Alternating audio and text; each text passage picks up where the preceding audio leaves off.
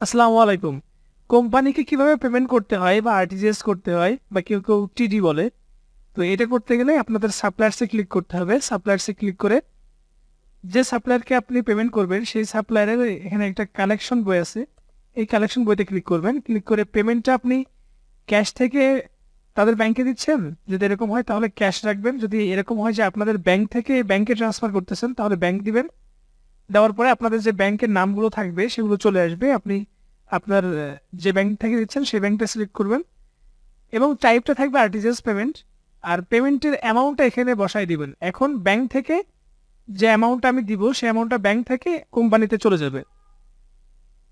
আমি যদি এখানে 5 লক্ষ টাকা দিই আর এখানে দেখেন ব্যাংক রাখছি ব্র্যাক ব্যাংকে আমার যে অ্যামাউন্টটা আছে সেই ব্যাংক সেখান থেকে কেটে নিবে।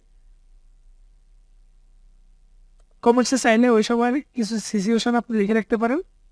সাবমিট করে দিব। সাবমিট করে দিলে দেখবেন যে আমার সাপ্লায়ারকে আমি আগে যে পেমেন্টটা ছিল তার থেকে এখন 5 লক্ষ টাকা বেড়ে গেছে আর কি। তো সাপ্লায়ারের কাছে এই পেমেন্টটা অ্যাড হয়ে গেছে ভ্যালুটা, এবং অ্যাকাউন্টস থেকে আপনার যে ব্র্যাক ব্যাংক সেখান থেকে টাকাটা কমে গেছে। এই যে ব্র্যাক ব্যাংকটা এখন আছে 716 টাকা। আমি যদি দেখতে চাই যে এর আগে আমার ব্যাংকে কত টাকা ছিল সেটা দেখতে গেলে আমার এই যে ফোল্ডার বাটন আছে সেই ফোল্ডার বাটনে ক্লিক করতে হবে। তাহলে দেখতে পারবেন এই যে আরটিজিএস পেমেন্ট 27 জানুয়ারি 5 লক্ষ টাকা ক্যাশ আউট হয়ে গেছে এবং এখন 716 টাকা আছে। তো এই হচ্ছে অ্যাকাউন্টস থেকে সাপ্লায়ারের টাকা পেমেন্ট করার নিয়ম।